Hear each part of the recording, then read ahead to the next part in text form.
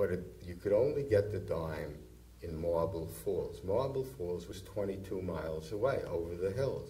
Ben Kreider told me how he used to ride on a horse holding a basket of eggs, 12 eggs, like this in front of him so that they wouldn't break over that 22 miles to Marble Falls. So often during the 7 years I was working on this book, I would be in New York one day, and the next I felt I would go from one end of the world to the other. And the things you learn from something like this are hard to define, but for me, it made me understand more about what Lyndon Johnson was like. And I'll talk to you tonight about one thing that made me understand, which was electricity. Now because I came from New York City, where electricity was always just a thing that you got by turning the light switch on or off, that didn't mean anything to me. But I started to realize that as I was talking to these men and women who had grown up with Lyndon Johnson, gone to college with him, formed his first political machine, I was hearing the same phrase over and over. It takes a long time for things to sink in on me, and I think I must have heard this phrase for a couple of years before I realized what I was hearing. What I was hearing was, no matter what Lyndon Johnson was like, we loved him because he brought us the lights, brought us electricity. What was life in the hill country like before electricity? I had to try to find out, and I did. Because there was no electricity, of course, there was no movies. There were no radios, except crystal sets, and one of the most poignant things, and the hill country was so isolated from the rest of America that they couldn't really get the rest of America on the crystal set. One of the most poignant stories that I ever heard was people saying, we loved Franklin Roosevelt. Roosevelt saved our farms. We heard about these wonderful fireside chats. We used to read about them in the newspapers. We all wanted to hear the fireside chats. We would sit there trying to bring his voice in on the crystal set. Sometimes you get a few snatches, and some you wouldn't. So these people felt completely cut off from the rest of the world. But that's entertainment, movies and radios. Electricity meant something much more basic than that. It meant that all chores on a farm had to be done by hand. Take water. People started to tell me about water. In the hill country, the streams dry up a large part of the year. And the water level in the hill country is so deep that most wells have to be at least 75 feet deep. So the water had to be brought out of these wells for all household duties, drinking, etc., one bucket at a time. Now, the average farm family of that era, the Department of Agriculture tells us, used 200 gallons of water a day. That's 73,000 gallons, or 300 tons of water a year. Who had to bring this water up from the wells? Pretty generally the women.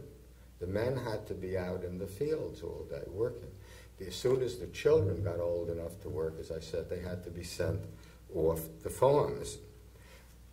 So when I tried to find out what this was like, and it was very hard to do. Some of these women lived on ranches to that day in the 1960s. So lonely that they were intimidated by talking to strangers, particularly people from the city, particularly guys who might want to do a book. But I got friendly. Ina made friends with them, really, for me. And, you know, they would show me. They would take me out to the well. They'd get their bucket, which would be in the garage or the attic or something. The bucket would usually have the length of rope still intact.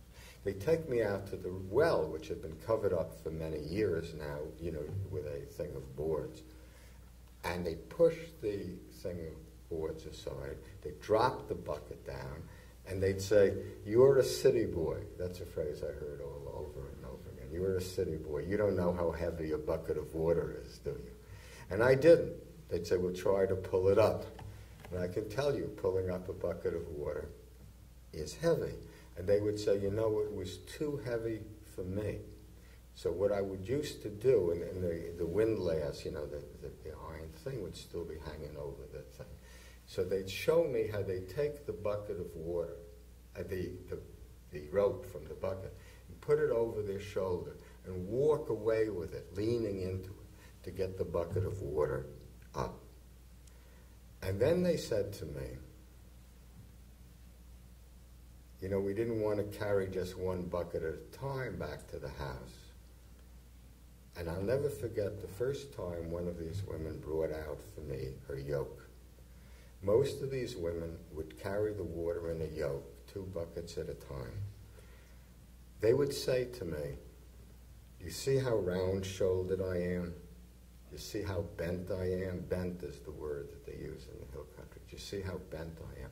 Well, as a matter of fact, I had noticed, I had been struck by how these women seemed to me to be more stooped than city women, but I hadn't attached it to any particular significance.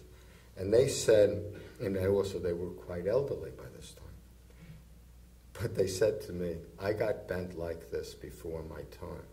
I was bent like this when I was young. I was bent like this before I was 40. These women were old at 40. They were old at 35. They were bent. They were stooped very early in life. I remember this one woman saying to me, I swore when I was growing up that I never would be bent like my mother. And then the baby got married and the babies started to come. And I knew I was going to look exactly like my mother. To show it washed, they would try, I'm not going to spend the whole evening, I'll just briefly run through. They'd show me what wash days were like without electricity. They'd have to line up 4 number 3 zinc wash tubs on their lawn. Under each one, they'd have a little fire blazing to have the water, to keep the water hot. They would put the water first in and scrub it with soap, but they didn't have enough money for cash soap. They had to make soap out of lye. And there was an expression in the hill country, lye soap peels the skin off your hands like gloves. So then they would put it in because they didn't have a electric washing machine, they would punch, they called it, they would punch at the clothes with a broom handle to swish it around. Then they would lift it out and carry it to the next zinc wash tub next to it, which was for rinsing, and then the third one was for bluing, and the fourth one was for rinsing again. And they'd say to me, you're a city boy. You don't know how heavy a load of wet wash is on the end of a broomstick, do you? And in fact, I didn't, and they showed me. And as near as I could tell, most farm families, it was 8 or 9 loads of wash that they had to do every Monday. That was Monday. Monday was wash day. Tuesday was the worst day. Tuesday was the day they called the day of the sad irons. And in The Path to Power, one chapter is entitled The Sad Irons. Because in those days, everything not everything, but you go Sunday going to meeting clothes, your good clothes, had to be ironed. So if you didn't have an electric iron, how did you iron it? You had to keep the wood stove blazing hot. And you would put on top of it 4 or 5 chunks of iron with handles, and you had one wooden handle, and you'd move it from one iron to the other as it cooled off. Of course, in the summer, it is nothing for the hill country for the heat to get up to 105, 110 degrees. These women had to stand next to the stove all day.